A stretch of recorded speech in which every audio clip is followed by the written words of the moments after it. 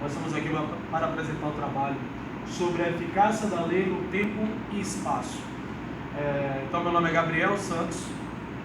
Nossos componentes são Ana Luísa Jacobina, Bianca Rezende, Larissa Nunes, Rafaela Matos e Ilana Fernandes. Nossa pergunta norteadora do trabalho se refere a até que ponto as leis atuais permitem a interferência da vigência das leis antigas. O nosso objetivo no trabalho é promover a compreensão a respeito do impacto causado das leis antigas e sua validade ao que se refere às leis atuais e sua eficácia no tempo e espaço. A metodologia utilizada, utilizamos como fonte bibliográfica para a confecção deste trabalho a obra Introdução ao Estudo do Direito de Paulo Nader e uma seleção de artigos. Então, nós vamos tratar nesse trabalho sobre a vigência e revogação da lei, o conflito de leis no tempo, o princípio da irretroatividade. Dentro desse princípio da irretroatividade, as doutrinas, nós temos também a noção do conflito de leis de espaço, e dentro desse conflito de leis de espaço nós vamos tratar o estrangeiro perante o direito romano, a teoria dos estatutos, doutrinas modernas quanto à extraterritorialidade, sistema de comunidade dentro desse assunto de direito, sistema de nacionalidade, o direito interespacial e o sistema brasileiro. Serão assuntos abordados nesse momento. Então, começando o trabalho referente à vigência e revogação das leis, a lei ela é implementada hoje, no caso, atualmente, referente à sociedade em uma determinada época. Ou seja, a lei ela é de acordo com a sociedade, com os valores da sociedade de um determinado tempo. Então, essa lei, a depender do tempo que ela tem, a depender da validade que ela vai ter uma validade a depender do tempo dessa lei. Então, de acordo com a lei, as leis antigas, consequentemente, ela talvez não seja válida até hoje. Então, a eficácia dessa lei, ela depende muito do tempo e do espaço que estão sendo abordadas nesse tipo de lei. Então, ou seja, a lei que é promulgada perante uma determinada época, hoje talvez não seja tão eficaz como antigamente. Então, obrigatoriamente, essa lei ela tem que ser substituída por uma lei com valores mais atuais, de acordo com uma determinada sociedade. Então, isso implica na sucessão daquela determinada lei que efetiva hoje a abrogação, ou seja, o valor total dessa lei ela é revogada, no caso, e a derrogação que parcialmente, ou seja, aquela lei não é totalmente modificada, ela é parcialmente, é utilizada parte daquela lei, mas atualizada de uma forma que se adeque àquela determinada sociedade. Temos também a lei expressa, que é a lei determinada especificamente, ou seja, é revogada a lei anterior, ela passa a valer no lugar de uma outra lei que já foi disponibilizada, e a tácita. A tácita, ela é disponibilizada inteiramente os assuntos abordados em lei anterior, ou seja, ela passa a ter a mesma lei, só com informações diferentes para aquela determinada sociedade. Estou passando agora para os conflitos de lei no tempo. Então, como já foi abordado aqui referente à eficácia dessa lei, essa lei tem um tempo para ser vigorada, consequentemente pela eficácia da lei. Então, quando essa lei é substituída, há consequentemente um conflito entre ambas as leis. Por qual motivo? Porque há uma lei disponibilizada anteriormente, consequentemente aquelas pessoas irão seguir aquelas leis, e as atuais, que são revogadas, fica, digamos assim, referente ao conflito, referente à lei revogada anteriormente com a lei atual. Então há um conflito entre essas leis. Então, por exemplo, referente a uma faculdade, a universidade, o estudante ele tem uma determinada norma referente àquela faculdade, consequentemente ele deverá seguir aquelas antigas normas. Só que, consequentemente, o reitor disponibiliza uma nova norma. Então há um conflito de ideias. Se o estudante ele segue aquela antiga lei ou aquela antiga norma, ou se há necessidade de seguir a nova norma. Então, consequentemente, há esse tipo de conflito entre as leis antigas e as atuais. Isso também é levado a cabo referente à lei da Constituição. Então, quando há uma lei antiga e a pessoa pessoa do direito utiliza aquela antiga lei, ela só pode ser utilizada de determinada forma que beneficie o réu. Então, consequentemente, o advogado ele pode utilizar a lei antiga para beneficiar o réu. De contrapartida, deverá ser utilizada a lei mais atual. O princípio da retroatividade. Algumas doutrinas que possibilitam a necessidade, digamos assim, da retroatividade, ou seja, o que seria retroatividade? Retroatividade, como já está informando, é retroceder frente à lei que já foi implementada atualmente.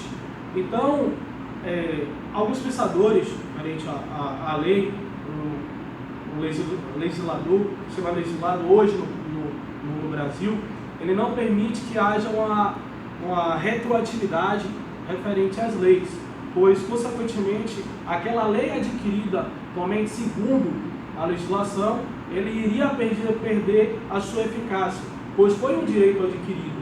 Consequentemente, se houver uma retroatividade, essa lei irá perder a força, porque, consequentemente, essa lei que foi implementada atualmente, ela foi trabalhada, ela foi estudada de acordo com o tempo e espaço da determinada sociedade.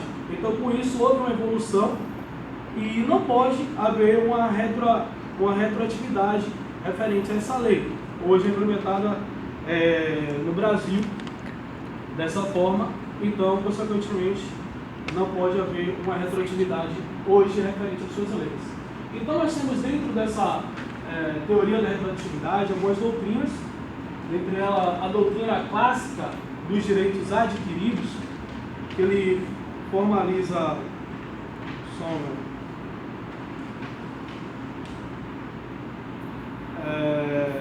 então, os direitos adquiridos. A doutrina clássica ou dos direitos adquiridos, eles se diferenciam pela seguinte forma.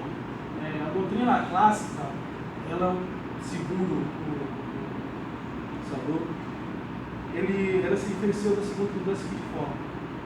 Só um exemplo. Uma pessoa, ela tem o direito de uma herança, no caso, e, consequentemente, essa pessoa vai ter no futuro, bem próximo, o direito de obter essa herança.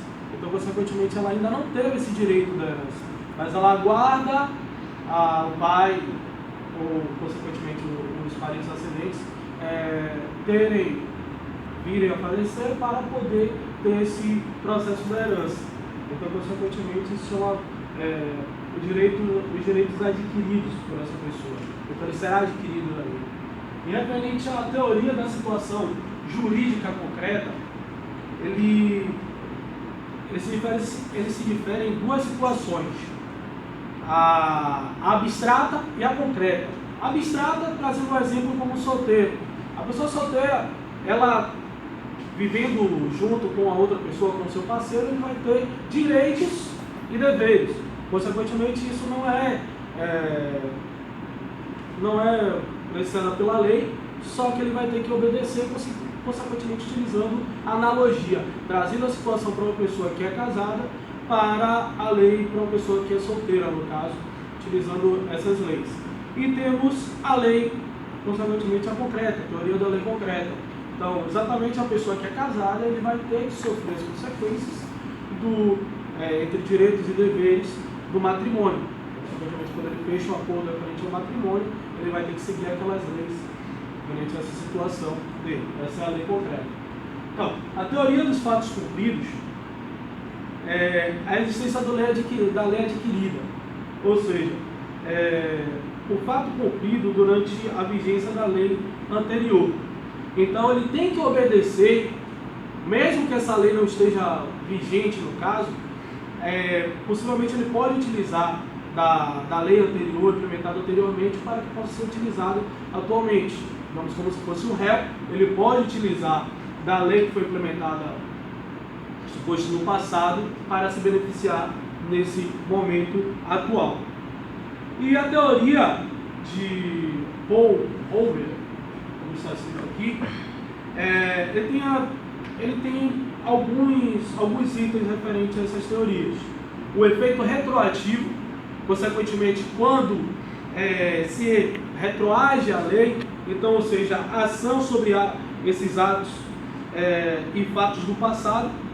O efeito imediato, ou seja, a ação no presente daquela determinada lei. O efeito diferido, ou seja, quando essa lei futuramente será implementada. E temos a concepção de Planiol. Planiol, dentro da concepção, a lei retroativa, quando atua sobre o passado, seja para apreciar as condições de legalidade de um ato, seja para modificar ou suprimir os efeitos de um direito já realizado. Ou seja, ele informa que a retroatividade acontece quando é modificado totalmente a situação da lei atual. Então você retroage dentro dessa lei, trazendo uma lei que já foi revogada, no caso, para uma lei atual. Então há consequentemente a lei retroage nessa situação. E o princípio ratione material. Então, fixando-se assim princípios gerais abstratos, como fez o legislador brasileiro, optar pelo princípio ratione material. Ou seja, isso pela particularização de assuntos.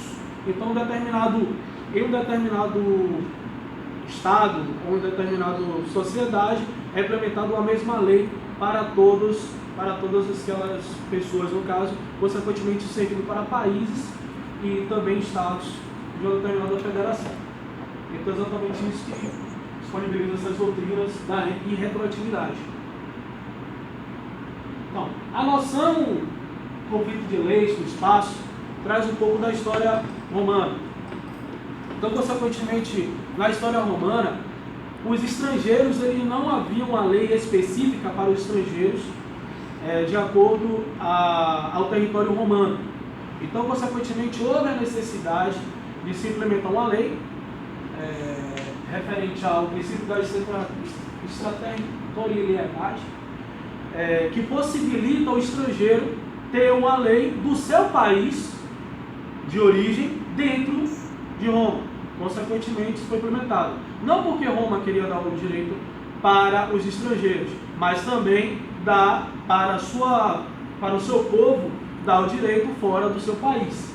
Então nós temos também o princípio da territorialidade, que também se agrega a essa situação, que o povo que está dentro do seu território, ele vai ter que obedecer independente se ele é estrangeiro ou se ele é do próprio país, ele vai ter que obedecer a lei daquele país. Consequentemente, vai haver a necessidade dessa obediência. Então, e o estrangeiro perante o direito romano, como já foi citado, o estrangeiro ele tem que se adequar à lei daquele determinado país.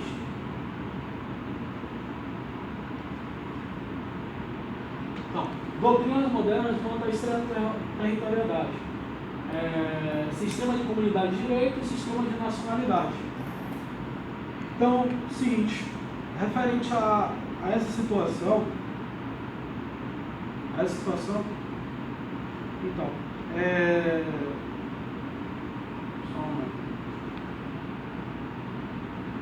sistema de comunidade de direito, ele se refere ao influxo do cristianismo no país, consequentemente, ele solicitava para que fosse implantado o mesmo tratamento aos estrangeiros aos nacionais.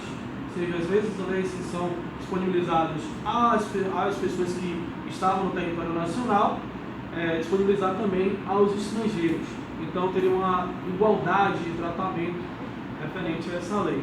E nós temos também o sistema da nacionalidade, ou seja, ela foi implantada pelo Estatuto Mancini em 1851. Então, ou seja, as pessoas deveriam submeter-se a leis de sua nacionalidade, independente da sua nacionalidade, na hipótese de extraterritorialidade. Então, o que está informando isso?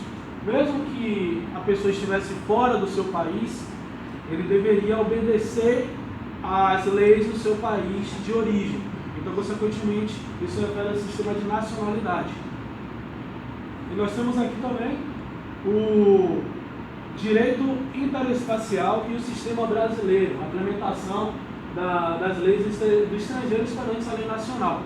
Essa lei, ela serve da forma que, em plena Segunda Guerra Mundial, ela foi implantada na Segunda Guerra Mundial, onde os estrangeiros não mais obedeceriam às leis do seu país de origem, mas dentro do país ele passaria a obedecer às leis nacionais. Então, consequentemente, se o estrangeiro ele tivesse em território nacional e acontecesse uma infração, no caso do tipo, ele iria obedecer às leis nacionais e teria também os direitos implementados dentro do país, dentro do Brasil, mesmo que ele fosse de outra nacionalidade. Então, isso aqui constitui um direito interespacial do sistema brasileiro. E assim encerra o nosso trabalho. Consequentemente, nós damos referência Paulo Nader e mais alguns artigos que foram disponibilizados pela internet. Agradeço a atenção. Bom dia.